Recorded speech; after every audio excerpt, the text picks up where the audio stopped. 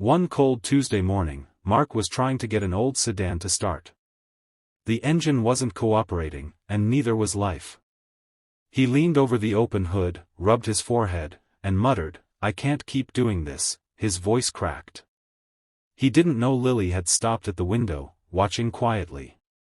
Inside her backpack, Lily always carried little colorful sticky notes. Her school counselor had told her last year, "If you think something kind, write it down. Someone out there might need it." Lily believed that. She scribbled a note, pressed it gently to the auto shop's glass window, and walked away before Mark noticed. At lunchtime, Mark stepped outside for air, saw the small yellow sticky note fluttering in the breeze, and peeled it off. It read, "You look like you're doing your best. And that's enough. Keep going." He stared at those words longer than anyone should stare at a sticky note. Something in him softened, something he hadn't felt in months. Compassion. From a stranger. From someone who didn't owe him anything. Over the next few days, more notes began appearing. "You matter. Your work helps people. You're stronger than you think."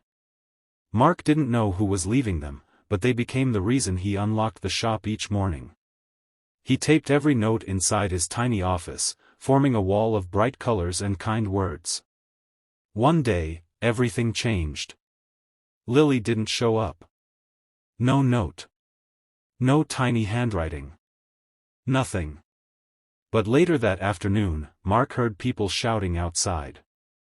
He rushed out and found a small crowd gathered around a collapsed girl in the crosswalk. A backpack lay beside her. Her books were scattered. Mark recognized the yellow scarf. It was Lily. He pushed through the crowd, his voice shaking. "Someone call an ambulance." He knelt beside her, supported her head gently, and kept talking to her. Hey, you're okay. Just stay with me." But her breathing was shallow. Her face pale. When the paramedics arrived, Mark insisted on riding behind the ambulance on his motorcycle. When they reached the hospital, he waited, pacing non-stop, unable to sit. Hours passed before a doctor came out. "She has a severe asthma condition," the doctor said. "She must have had an attack while crossing the street. It's good she didn't go unnoticed." Minutes mattered. Minutes. Mark had been that difference.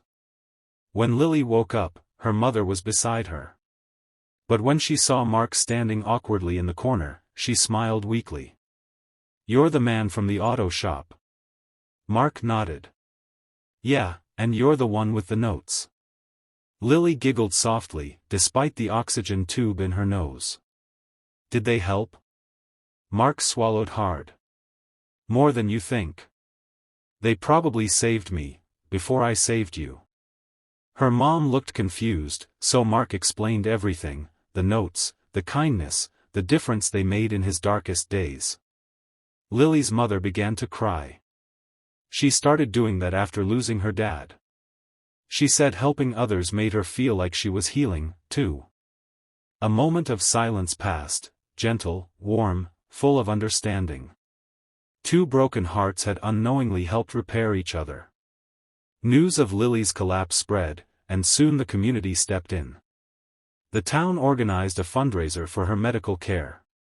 Mark offered free repairs for families involved. People who barely talked to each other came together, all because one little girl had decided compassion mattered.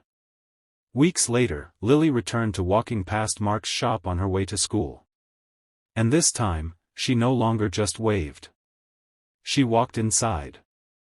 Mark had framed every sticky note she ever wrote. There were dozens now, forming a bright rainbow behind the counter. "You turned them into art," she said excitedly. "No," Mark replied softly. "You turned them into a miracle."